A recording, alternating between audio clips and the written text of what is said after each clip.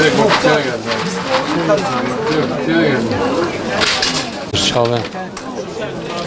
Alo gıdayı ara.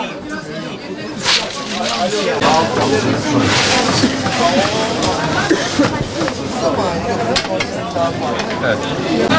10 lira var mı 10 lira böyle? Orhan bana 50 lira verir misin? Al usta. Aldım.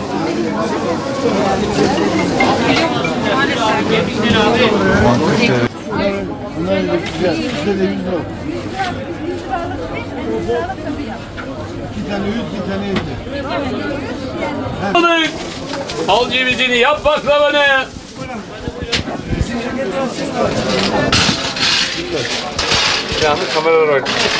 Şu anda bayram yaklaşması münasebetiyle ceviz satışlarımızda güzel bir artış var. Nasıl diyelim, baklavalık, yani biz tercih sunuyoruz insanlara. Biraz daha bütün taneli kelebek dediğimiz şeyden isterlerse kahvaltılık, ama biraz daha kırık ve temiz olursa baklavalık diye sunuyoruz kendilerine. Ama bütçeleri tabii onların kendilerinin. Geçen sene oranla fiyatlarda çok bir değişiklik yok. Gene aynı, yakın birbirine. Satışlarımız güzel. Bir de müşterilerimizin alırken dikkat etmesi gereken, cevizin eski olup olmadığına dikkat etsinler. Eğer cevizin şu göbek dediğimiz kısmı eğer yağlıysa, kararmışsa eski de cevizdir. Yağını salmıştır, eski cevizdir, acı olur. Buna dikkat etsinler. Ama beyazsa, bu göbeği dediğimiz cevizin ortası beyazsa, ceviz gayet güzel ve tazedir.